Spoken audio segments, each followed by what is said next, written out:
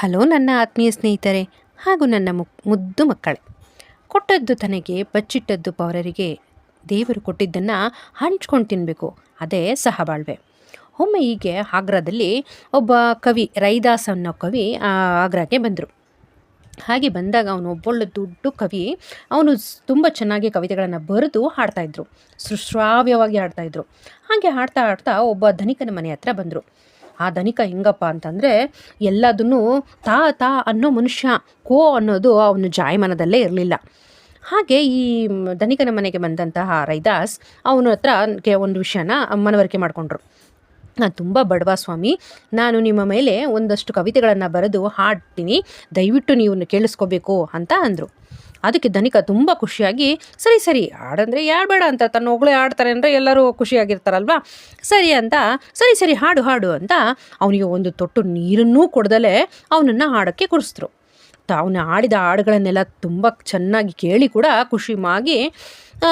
ಖುಷಿ ಅಂತೂ ಪಟ್ಟ. ಆದರೆ ₹1 ಕೊಡೋನು ಸುಳಿವೇ ತೋರಿಸ್ಲಿಲ್ಲ. ಹಾಗೆ ಅವನ ಬಾಯಿ ಮಾತಿನಲ್ಲೇ ಅವನು ಕೂಡ ಹೊಗಳಕ್ಕೆ ಸ್ಟಾರ್ಟ್ ಮಾಡ್ದ. ನೀವು ತುಂಬ ಮೇಧಾವಿಗಳು, ಒಳ್ಳೆ ಕವಿಗಳು, ನೀವು ಒಂದು ಕೆಲಸ ಮಾಡಿ, ನಾಳೆ ನೀವು ನಮ್ಮ ಮನೆಗೆ ಬನ್ನಿ, ನಿಮಗೆ ಒಂದು ಒಳ್ಳೆ ಸತ್ಕಾರವನ್ನು ಮಾಡಿ ಬಹುಮಾನವನ್ನು ಮಾಡಿಕೊಟ್ಟು ಕಳಿಸ್ತೀನಿ ಅಂತ. ಸರಿ, ಅವನಿಗೆ ರೈದಾಸ್ ಅವರಿಗೆ ಆಕಾಶವೇ ಕೈಗೆ ಸಿಕ್ಕಷ್ಟು ಖುಷಿ ಆಯಿತು. ಓಹೋ, ನನಗೇನೋ ಒಂದೊಳ್ಳೆ ಬಹುಮಾನ ಸಿಗತ್ತೆ ಅಂತ. ಮಾರನೇ ದಿನ ಆ ಧನಿಕನ ಮನೆ ಹತ್ರ ಹೋಗ್ತಾರೆ. ಇವ್ರು ಯಾರು ಪರಿಚಯ ಇಲ್ಲ ಅನ್ನೋ ಥರ ನಡ್ಕೋತಾ ಇದ್ದಾನೆ ಧನಿಕ. ಸರಿ ಸ್ವಾಮಿ, ನಾವು ನಿನ್ನೆ ನಿಮ್ಮ ಮನೆ ಹತ್ರ ಬಂದಿದ್ವಿ, ನಿಮ್ಮನ್ನ ಹೊಗಳಿ ಹಾಡು ಹೇಳಿದ್ವಿ, ಕವಿತೆಗಳನ್ನೆಲ್ಲ ಬರೆದಿದ್ದೆ, ನೀವು ಹೇಳಿದ್ರಿ ನಾಳೆ ಬನ್ನಿ ಅಂತ, ಬಹುಮಾನಗಳನ್ನು ಸ್ವೀಕರಿಸ್ಕೊಂಡೋಗಿ ಅಂತ, ಅದಕ್ಕೆ ಬಂದೆ. ಹಾಗಂದ ತಕ್ಷಣ ಧನಿಕ, ಅಯ್ಯೋ ಕವಿಗಳೇ, ನಿಮಗೆ ಸುಮ್ಮನೆ ಕವಿತೆಗಳನ್ನು ಬರಿತೀರಷ್ಟೇ, ನಿಮಗೆ ಲೋಕಜ್ಞಾನ ಸ್ವಲ್ಪನೂ ಇಲ್ಲ.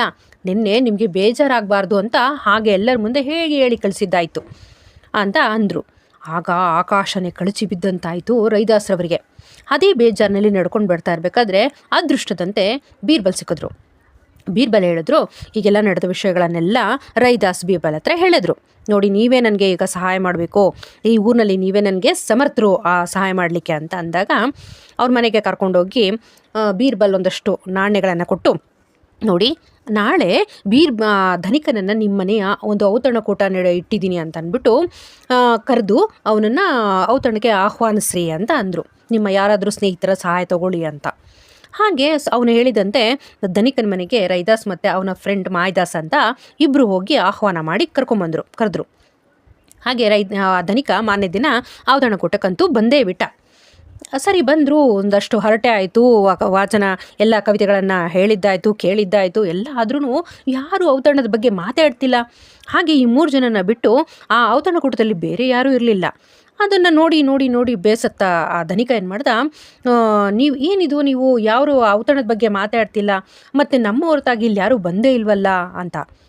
ರೈದಾಸ್ ಆಶ್ಚರ್ಯ, ಏನು ಗೊತ್ತಿಲ್ಲದವನಂತೆ, ಔತಣವೇ? ನಾವೆಲ್ಲಿ ಔತಣ? ಎಲ್ಲಿ ಔತಣ?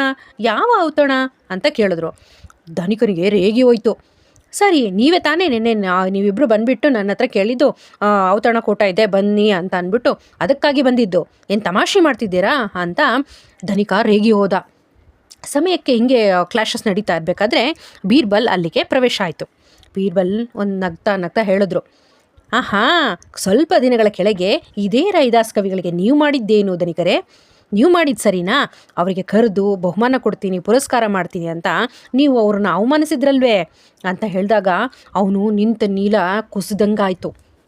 ಹಾಗೇ ಅವನ ತಪ್ಪಿನ ಅರಿವಾಗಿ ಆ ಧನಿಕ ರೈದಾಸನಿಗೆ ತನ್ನ ಕತ್ತಿನಲ್ಲಿದ್ದಂಥ ಒಂದು ಚಿನ್ನದ ಹಾರವನ್ನು ಹಾಕಿ ಪ್ರಾಯಶ್ಚಿತ್ತ ಕೇಳಿಕೊಂಡು ಅವ್ರನ್ನ ಕ್ಷಮೆ ಯಾಚಿಸಿದ್ರು. ಹಾಗೆ ಬೀರ್ಬಲನ ಹತ್ರನೂ ಕ್ಷಮೆ ಯಾಚಿಸಿದ್ರು. ಹಾಗೆ ಇದೆಲ್ಲನೂ ನೋಡಿದ ಬೀರ್ಬಲನಿಗೂ ಒಂದು ಸಮಾಧಾನದ, ಒಂದು ತೃಪ್ತಿಯ ಮನೋಭಾವ ಆಯಿತು. ಯಾಕಂದರೆ ಒಬ್ಬ ಕಷ್ಟದಲ್ಲಿದ್ದಂಥ ಒಬ್ಬ ಕವಿಗೆ ಇದರಿಂದ ನ್ಯಾಯ ದೊರಕಿತ್ತು. ಹಾಗಾಗಿ ಈ ಕಥೆಯಿಂದ ನಿಮಗೆ ಏನೆಲ್ಲ ತಿಳಿಬೋದು ಹೇಳಿ ಮಕ್ಕಳೇ? ಒಂದು ವಚನ ಇದೆ, ಕೊಟ್ಟು ಕುದಿಯಲು ಬೇಡ, ಇಟ್ಟಾಡಿಕೊಳ್ಳಬೇಡ, ಭಗವಂತನಲ್ಲಿ ಇಟ್ಟಿಹುದು ಬುದ್ಧಿ ಸರ್ವಜ್ಞ ಅಂತ. ಶಿವನಲ್ಲಿ ಆ ಬುದ್ಧಿ ಇರುತ್ತೆ. ನಾವು ಮಾಡಿರೋ ಪಾಪ ಪುಣ್ಯ ಎಲ್ಲ ಕರ್ಮಗಳ ಲೆಕ್ಕಾಚಾರ ಅವನ ಹತ್ರ ಇರುತ್ತೆ.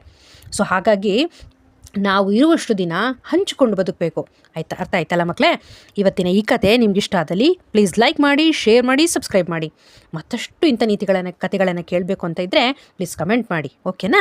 Thank you so much.